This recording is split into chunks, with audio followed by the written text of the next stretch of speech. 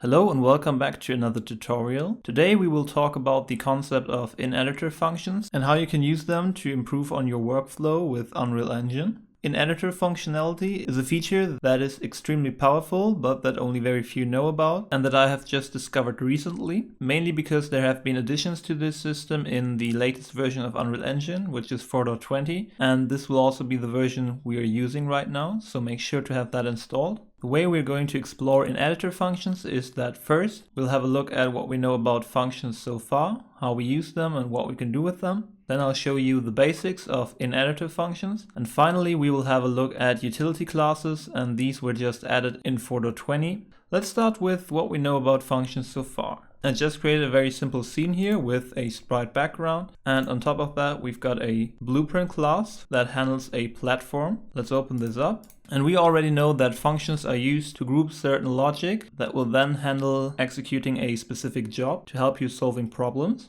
The way we're creating functions is simply by hitting the plus function button here.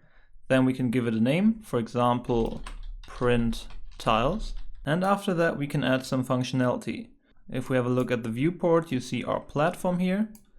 It consists of two default tiles and an amount of tiles variable. So let's simply print out how many tiles there are at the moment. So we will use a print string node. And for the in string, we want to put something together, so we'll use an append node. A will be something like this: platform consists of, then we will attach the numbers, so amount of tiles will feed into B. Let's add a pin, and then we'll say tiles, exclamation mark. So maybe also change the text color here to green, so it's easier to identify. That way we have created logic that we can execute during the runtime of the game, so that is very important. We can only call this function here once our game has started. For example, if we were to head over to the event graph, we could implement the event begin play and say when this actor is spawned, we want to print the amount of tiles. And then if we were to hit the play in new editor window, it would read this platform consists of 3 tiles. Because you can actually see that for this platform I chose an amount of tiles of 3. The other thing with functions is that you can add various inputs and outputs that will define the behavior of your function. For example, let's say we will take one input of type integer and let's just call that amount. Then instead of using our amount of tiles variable, we'll simply plug in the input here. You can specify your inputs when calling the functions. So here in our event graph, it would currently read 0. And if we play, this platform consists of 0 tiles. Same thing goes for outputs. So we could say after this print string, we will return. And then we could add an output, for example, a boolean called success. And this output pin here could be used to drive further logic. So these are the basics of what you can do with functions. Probably you also already know that we can create custom events in our event graph. If we were to look for add custom event, we could give that a name. For example, the event print tiles. And the event works extremely similar to the function. So let's just copy our print string node, paste it here, and this time plug in our variable again. So it would have the same behavior like our function did before. And then on event begin play, we can also call events just like we do with functions. So simply look for event print tiles. And if we play, it would first read 0 tiles and then 3 tiles. Basically, the only difference between events and functions is that events can only have inputs but no outputs, and that in events you can use nodes that are delayed in time. So for example, in this event we could use a delay node and wait, let's say 1 second before we print the string. Let's play. First read 0, then after a second it will read 3 tiles. The little clock icon here means that this node is a latent action, and that means you cannot use it in functions. In your function you simply don't have access to the node, so if we were to search for a delay here, there is nothing to use. Alright, so in most cases events and functions are extremely similar. Just in these two aspects they differ. Now let's have a look at what in-editor functions are. So at the moment we're just calling functions during the runtime of our program, like the event begin play. However, in-editor functions, like the name suggests, can be called even before we actually start the game. We could simply call these functions while we're in the editor designing levels and so on. One example would be that you create a class to generate a dungeon, and you could make an in-editor function to generate a new random dungeon. Then for every in-editor function you will get a button here that you can click to call this function from within the editor, and hitting that will make the actor generate a new random dungeon for you. So that would be one of the use cases of in-editor functions, but there are extremely many. Actually, I'm pretty sure that all of you have already worked with one in-editor function, which is the construction script that comes with every Blueprint class. For example, the construction script is used to add components to your actor or to have exposed variables actually do something. Here in this little example, I set it up so that when modifying the amount of tiles variable, there are sprites added to the platform here. Let me quickly show you how that works. So we've got our BP platform in the level, and I can simply control the amount of tiles, and when I set it to 4, the size here will increase. There will just be one tile that will be added to the center of our platform, and I can do that for 5, 6, basically every number you want. And like you see, the changes here directly apply to the platform. We don't have to start the game first. So in that sense, the construction script is an in-editor function. However, we cannot manually control when the construction script is called. Let me just very quickly show you how the construction script is executed. So let's just add a little print string note saying something like hello and disconnect it from the rest. Now you should pay attention to when a message of hello here appears. So the construction script basically is called every time you change a variable of your actor. For example, if we move it up, you could see the construction script firing, or if we rotate our platform, it would fire, and same thing goes for scaling it. Here you can also see the construction script running. Alright, let's remove the print string node. That was just for testing purposes, and I reconnect it to my functionality here. Now let me very quickly show you how you can turn a function into an in-editor function. Let's use our example of the print tiles function, and we will set it up like we had it at the very beginning, so no inputs and outputs, and we'll connect the amount of tiles. Then to make it an in-editor function, you simply select it and check the call in-editor boolean here. Then compile and save. And in your level, you can select your platform actor, and you can see a new button here called print tiles. If we were to hit it, the function would be executed, so it would read this platform consists of 5 tiles. And you can actually see that it appears in a default category. If you want to change that, simply select your function and type in something for the category. So maybe we would use a category for all of the in-editor functions. And you can see that now we've got a separate category with our print tiles button here. So hopefully you noticed that the setup is very simple.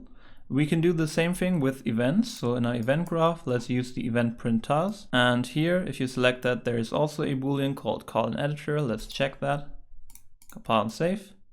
And now we've got 2 buttons, the event print tiles and print tiles. And if we hit the event print tiles, you will actually see that nothing happens. So that leads us to some of the restrictions of in-editor functions. The first one being that you can't use nodes with a time delay, just like you're not able to do so in common functions. So let's remove that. And once it is removed, we can hit the button and it will read our little debugging message. If we were to head over to our function again, there are 2 other restrictions to in-editor functions, which are that you can neither add inputs nor outputs. So if we were to add an input here, we can just call that new parameter, doesn't matter, and compile and save. You will see that our function no longer appears here. The only thing we see is the event print tiles. So it was simply removed from a list because we added an input, and the same thing holds true for outputs. See, it's still not here. Just when we remove both all inputs and outputs, we can use the in-editor function.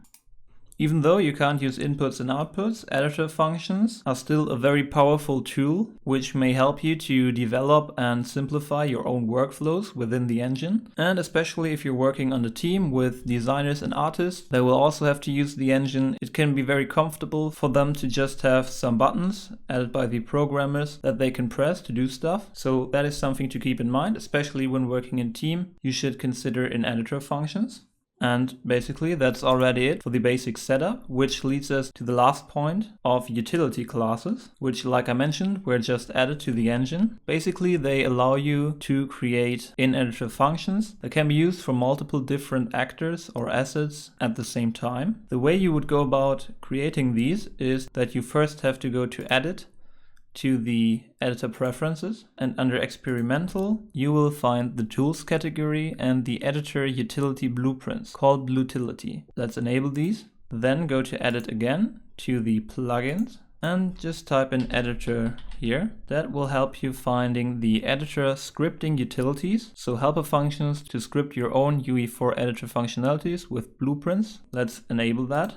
And it will tell you that it might be unstable and that it should be used with caution. Simply hit yes. It will read that the engine has to be restarted to activate this plugin. So let's quickly do that. All right, I'm back in the engine. Now I'll go to my actors folder, right click. And if you go to blueprints, you will find a new entry here called blutility. So an editor utility blueprint. Let's click that. And here you are currently able to select one out of 3 classes, so the actor, asset, and global editor utility classes. The first 2 here are what we care about, and these are brand new. The only difference between them is basically to what they apply. So actor action utility applies to actors that are placed in your level that you can then select and call a function for. And the asset action utility basically does the same thing, but for assets in your content browser. So in this case, it would be the BP platform class here instead of the actor in the level. Okay, let's start with the actor action utility, select it, and we'll just call that actor utility. If you want to open up that class, make sure to right click it and hit edit blueprints. Double clicking it will open up a different window, so make sure to go to edit blueprints. And now you've got an event graph here with access to functions, macros, and variables. Basically just like a common class, but you won't find a viewport or a construction script in here. And now we have to consider what we want to achieve with this actor utility. Let's say we want to make a function that we can select multiple actors in our level. Let me just quickly copy some platforms over. And the function that we're going to create is simply used to reset the position, rotation, and scale of all of the actors we selected. So just in case you ever do some mistakes when laying out your level, you could simply use this function. Simply go to functions and add a function. We'll call that reset actor. And by default, the call-in editor will be checked here because this is a blutility class. What we have to do here is we have to cycle through all of the actors that are currently selected. So to do that, let's drag a line and look for get selected level actors. So this returns an array of all of the actors that were selected when we were trying to call this function. And we will simply run a for each loop and hook that up. And for every element, so for every actor, we will set the actor location to 0, 0, 0, so to the origin. After that, set actor rotation to 0, 0, 0. And finally, off of it, set actor scale. And the default here would be 1. Alright, so that will reset the actors. Let's compile and save and close our actor utility. Then if we were to call this, we could simply select an actor, for example platform 2 here, right click it, and here you will find the scripted actions and then a list of all of the functions. So reset actor here. If we were to hit that, the location, rotation, scale will be reset to 0. And the good thing about actor utility classes is that we can also select multiple actors, so all of our 3 platforms, right click them and call the function, which will then be applied to all of the 3 actors individually. And all of them will be reset. Another advantage here is that we don't necessarily have to use actors of the same type. So for example, our background sprite here also is an actor. Let's move that somewhere and move our platform somewhere. Then we can select all of these actors, so the background and all of the platforms, and call resetActor for all of them. If you want to create behavior that only applies to a certain class, so for example, we only want to be able to call the resetActor function for the platforms, that is also very simple. You open up your utility class, and here under functions, we need to override getSupportedClass. Currently it's calling the parent function. Let's remove that. And here for the return value, you could simply type in which actors this should apply to. So let's say it will only apply to our BP platform. Okay, if we then compile and save, select our background, right click, we are no longer able to call this function, but if we do it for a platform, we still got access to the resetActor. And actually knowing about the actors that can call this function is extremely helpful, because if we open up our utility again and go into our resetActor function, we now know that all of the array elements here are of the type BP platform. So what we could do here is a cast to BP platform. And then after we set actor location, rotation and scale, we could drag off of the as BP platform and call functions that are specific to this class. For example, our inEditor function print tiles. Alright, let's compile save again. Select our 3 platforms and hit the reset, and it will read 3 tiles, 4 tiles and 5 tiles. So that is just a very basic example of what you can do with the actor utility class. The last thing that I want to show you is the asset utility class. So like I said, it won't apply to actors in your level, but to individual assets in your content browser. For example, if we were to head over to our sprites here, we've got 3 textures here, texture left, middle and right. Let's open these up. And if you've watched my videos so far, you probably know that after importing the textures, we always tend to set the compression to user interface and the texture group usually to UI.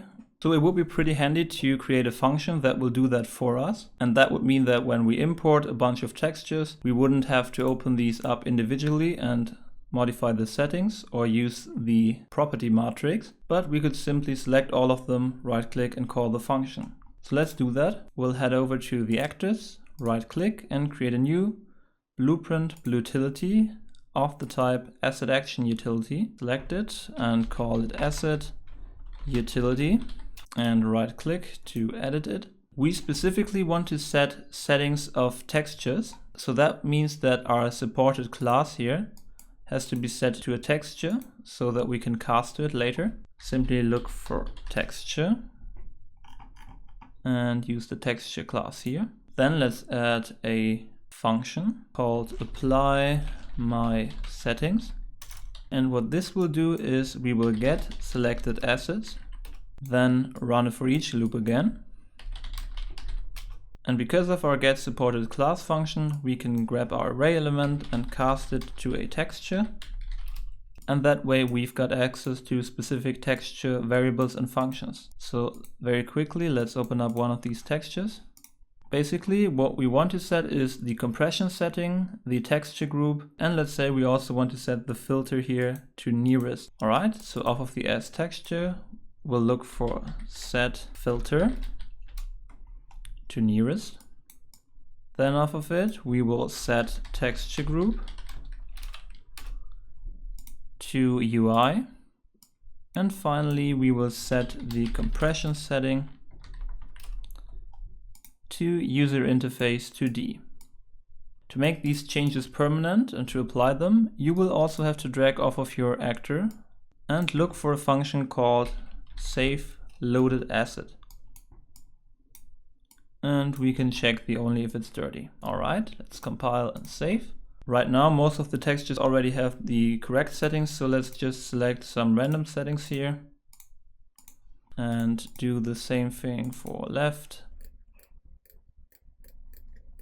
and for right.